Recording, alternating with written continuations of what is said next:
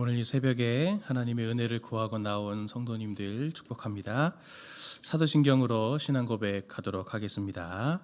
전능하사 천지를 만드신 하나님 아버지를 내가 믿사오며 그 외아들 우리 주 예수 그리스도를 믿사오니 이는 성령으로 잉태하사 동정녀 마리아에게 나시고 본디오 빌라도에게 고난을 받으사 십자가에 못 박혀 죽으시고 장사한 지 사흘 만에 죽은 자 가운데서 다시 살아나시며 하늘에 오르사 전능하신 하나님 우편에 앉아 계시다가 저리로서 산 자와 죽은 자를 심판하러 오시리라. 성령을 믿사오며 거룩한 공예와 성도가 서로 교통하는 것과 죄를 사하여 주시는 것과 몸이 다시 사는 것과 영원히 사는 것을 믿사옵나이다. 아멘. 찬송가 386장입니다. 만세반석 열린 곳에 386장 같이 찬송하겠습니다.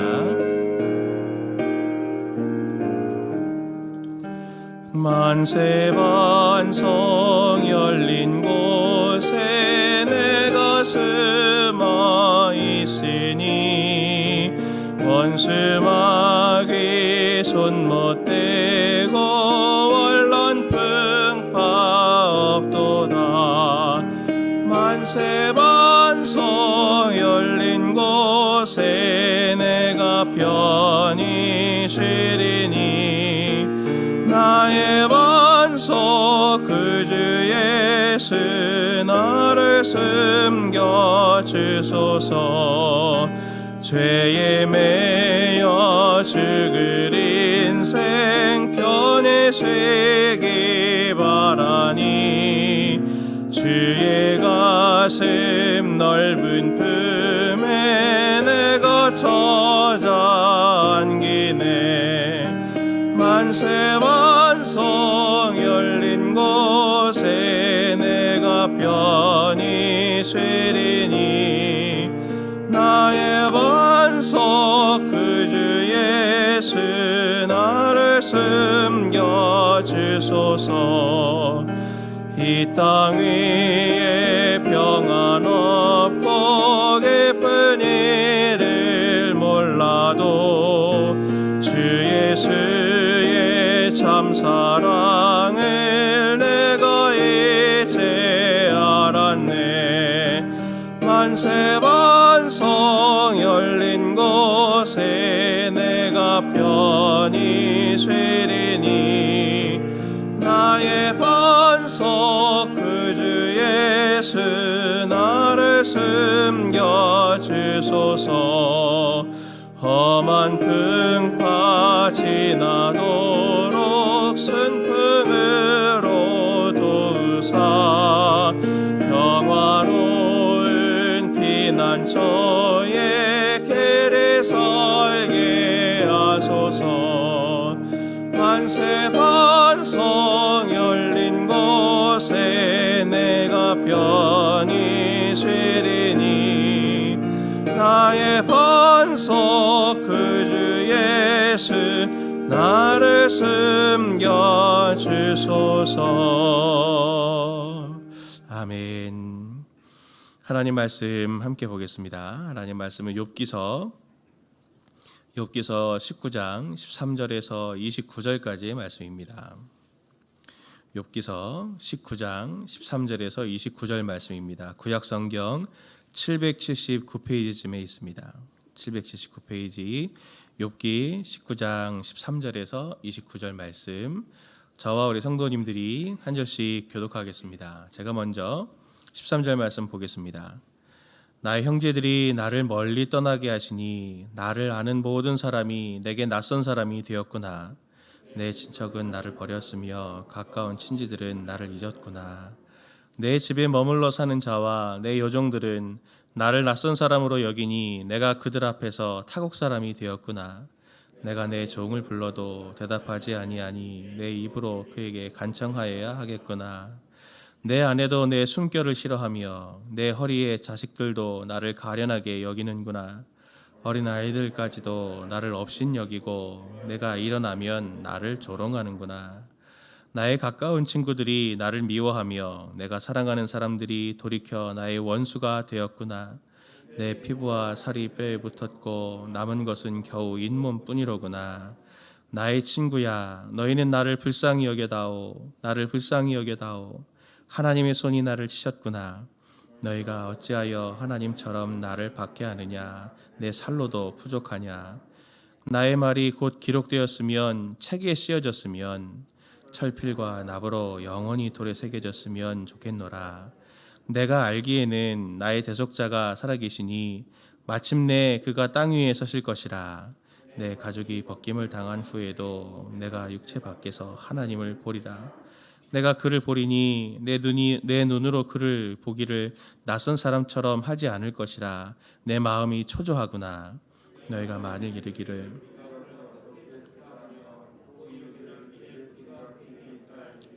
같이 봅니다.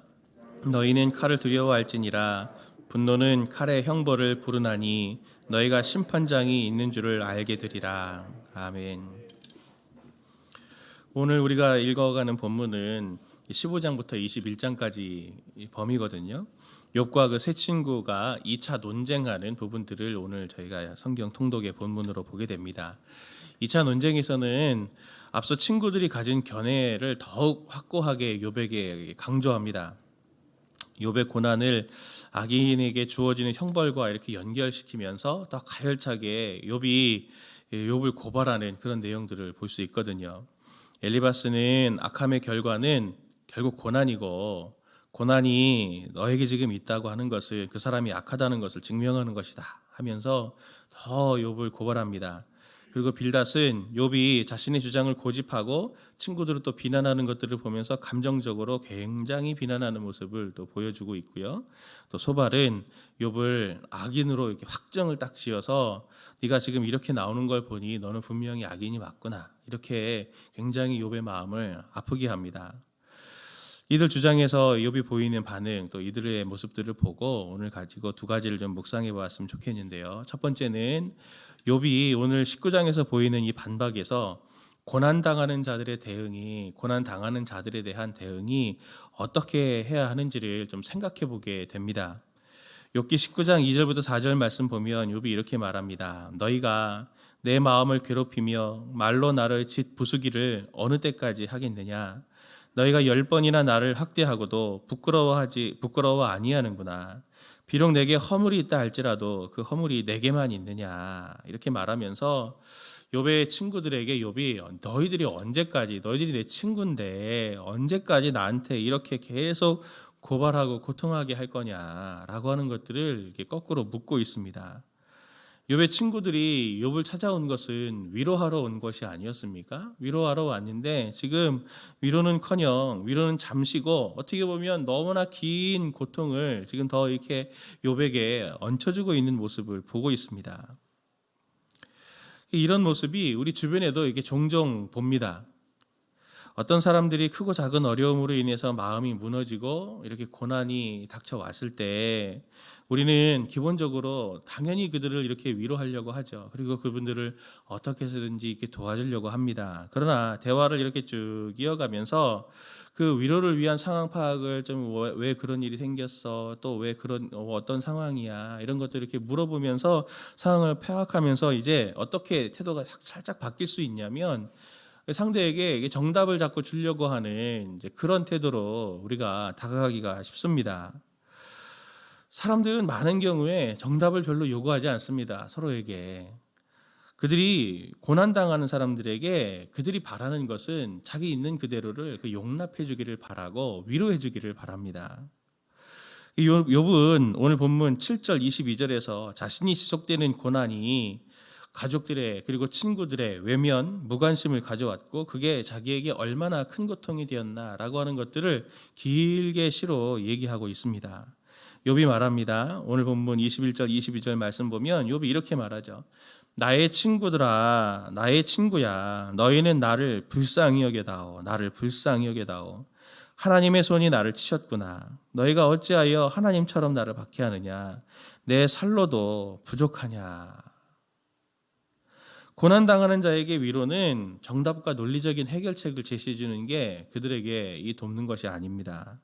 욥이 말하는 것처럼 두 번이나 이렇게 반복해서 말하는 것처럼 나를 불쌍히 여겨다오, 나를 불쌍히 여겨다오. 그렇게 불쌍히 여겨달라고 하는 이 외침, 그것을 들어주는 것입니다.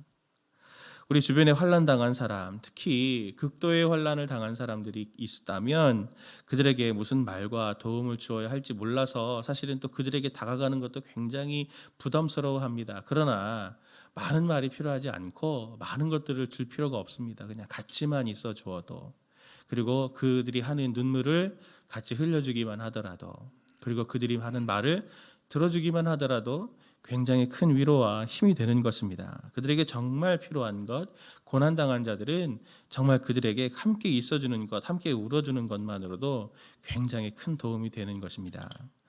두 번째로 욥은 21장에서 친구들을 반박을 합니다. 반박하면서 악한 자들에 대한 새로운 관점을 이렇게 열어주고 있는 걸 볼 수 있습니다.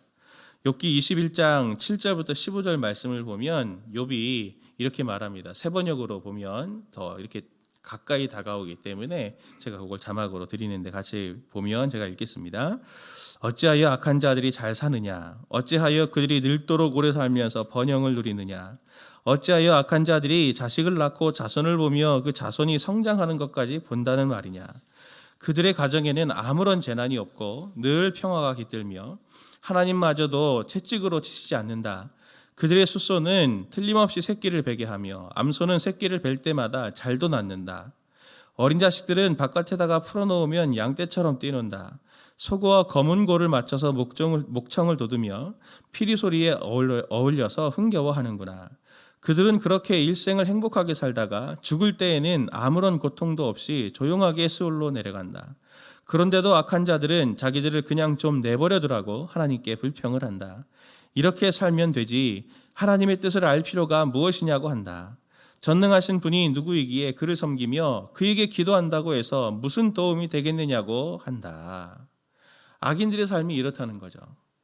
이 통찰은 우리가 악인들을 바라보는 관점이 굉장히 중요한 관점 중에 하나입니다. 성경에서 말하는 73편에도 오늘 욥기에서 나오는 이 내용이 거의 복사되듯이 그대로 73편에 나오거든요.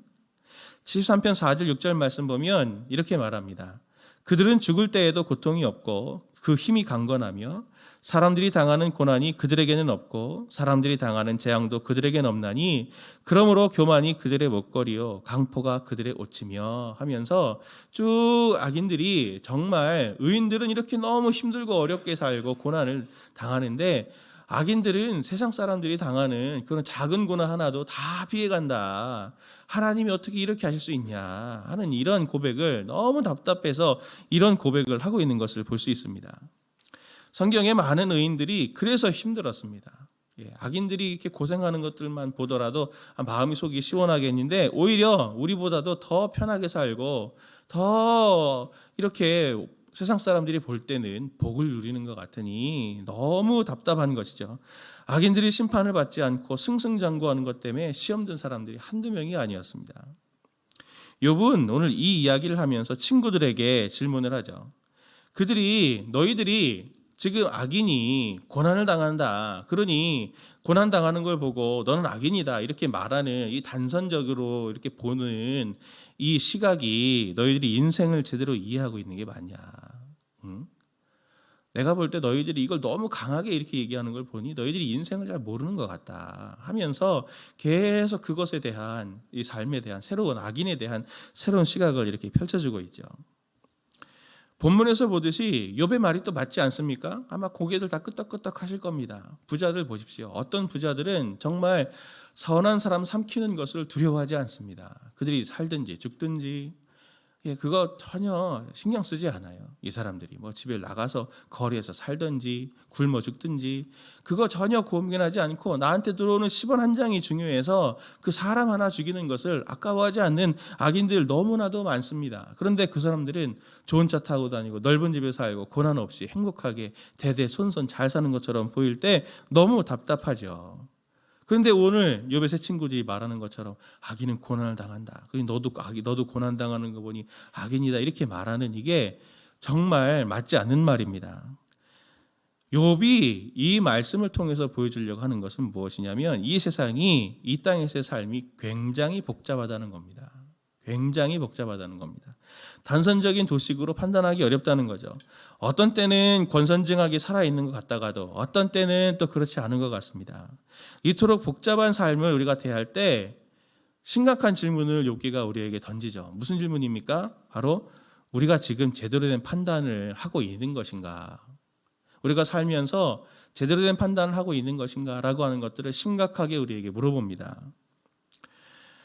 우리가 지금 어떤 사람들을 보면서 이게 옳다 저게 옳다 말하는 것이 굉장히 어렵다는 거죠. 그래서 우리는 하나님 앞에서 늘 겸손하고 그의 인도를 구하는 것뿐이 우리가 할 수 있는 게 없습니다. 악인을 가만히 살펴보십시오. 욥의 말처럼 승승장구합니다. 그러나 그들의 결말은 어떻습니까? 그냥 편하게 죽는 것 같다 할지라도 하나님의 불같은 심판이 그 뒤에 기다리고 있는 것을 분명히 우리는 알아야 합니다. 그들의 결말은 욥의 친구들 말처럼 완전한 심판에 이르게 됩니다. 욥의 말도 맞고요, 새 친구의 말도 맞습니다. 그래서 그가 의인이냐 악인이냐의 결론은 최종적인 심판, 곧 하나님의 마지막 판결에서야 드러나는 거지, 우리가 삶의 이 과정을 겪으면서 누가 고난을 당하고 누가 또 잘 사는 거 이렇게 그것을 보면서 판단하는 중간적인 판단은 올바른 판단이 아닐 가능성이 매우 높습니다. 욥의 새 친구는 욥이 완전히 망하고 고난당하는 것을 보면서 지금 성급하게 판단을 내리고 있죠. 그게 문제입니다. 우리가 욥의 결말을 알듯이 하나님이 욥을 마지막에 어떻게 하십니까? 회복시키시고 욥을 높이시지 않습니까? 그래서 새 친구 너희들이 틀렸다라고 하는 것들을 하나님이 분명히 말씀하시거든요. 고난의 과정 속에서 정말 우리는 스스로 판단하는 것을 중지를 해야 됩니다. 나 스스로에게 대해서도 판단을 중지하셔야 돼요. 내가 오늘 이런 고난이 온 것은 내가 하나님 앞에 이렇게 올바르게 살지 못해서 나한테 이런 고난이 온 것 아닌가라고 생각하시지도 마십시오. 그리고 또 고난당하는 어떤 사람을 보면서 저 사람이 고난당하는 이유는 분명히 이유가 있을 거야 라고 말하는 이런 욥의 새 친구 같은 그런 판단도 중지하십시오. 오직 그 판단하는 것이 스스로가 내가 하나님의 자리에 앉는 그 두려움의 모습이 될 수도 있습니다. 오늘 우리는 그 과정에서, 오늘 삶의 과정에서 매 순간순간마다 하나님의 인도를 구하고 은혜를 구하고 긍휼히 여겨달라고 하면서 오늘 이 21절 말씀처럼 나의 친구야 너희는 나를 불쌍히 여겨다오, 나를 불쌍히 여겨다오, 우리 이렇게 얘기하고 하나님께도 주님 저를 불쌍히 여겨주십시오, 저를 불쌍히 여겨주십시오 라고 간구하는 그러한 자세로 하루하루 살아가실 수 있다면 하나님께서 은혜로 성도님들을 덮으시고 분명히 그렇게 선하게 인도하실 것을 믿습니다. 함께 이 말씀 가지고 두 가지 기도 제목 가지고 함께 우리 기도하고 우리 개인의 기도의 제목들 가지고 기도하시다가 돌아가시겠습니다. 주님, 내 주변에 환난 당한 자를 외면치 않도록 하시고 불쌍히 여겨주시고 또 나를 통해서 위로하게 하옵소서. 있는 그대로 그들을 품에 안게 하시고 함께함으로 그들을 위로하시는 손길로 나를 사용하옵소서. 함께 이렇게 기도해 주시고요. 또 두 번째로는 모든 순간순간 속에서 하나님의 뜻을 묻고 또 하나님의 이해를 요구하는 삶이 아니라 정말 하나님의 인도함을 구하는 삶을 살게 하여 주옵소서. 이렇게 기도하시고 개인의 기도의 제목들 가지고 기도하시다가 돌아가시겠습니다. 기도합니다. 하나님 아버지, 저희들에게 은혜를 베풀어 주옵소서. 하나님, 저희들이 진심으로 하나님 앞에 저희들이 나가기를 원합니다. 하나님, 우리 성도님들 정말 너무 고난당한 자들이 많습니다. 하나님, 깜짝 놀랄 만한 상황 속에 빠져서 너무나 당황스러워 어떻게 할지도 모르겠고 너무나도 하나님 깊은 눈물 속에 하나님 있는 지체들이 또 많이 있습니다. 하나님, 그들을 위로하여 주옵소서. 하나님, 그들에게 필요한 것은 정답이 아니라 하나님의 위로인 줄 압니다. 그들을 끌어안는 것인 줄 압니다. 하나님 은혜 베풀어 주시되 저희들에게 하나님 그들을 섬길 힘과 하나님 손을 허락하여 주옵소서. 하나님, 고통 가운데 있는 자들을 하나님 나를 통하여 하나님 위로하여 주셔서 하나님 그들이 고난의 그 긴 시간들을 하나님 아버지 잘 견뎌내고 하나님 통과할 수 있도록 은혜 베풀어 주옵소서. 하나님 아버지, 순간순간 뜻 주님 안에서 뜻을 묻고 이해를 요구하는 삶이 아니라 하나님의 은혜를 구하고 하나님의 인도를 구하는 삶을 하나님 살게 하여 주옵소서.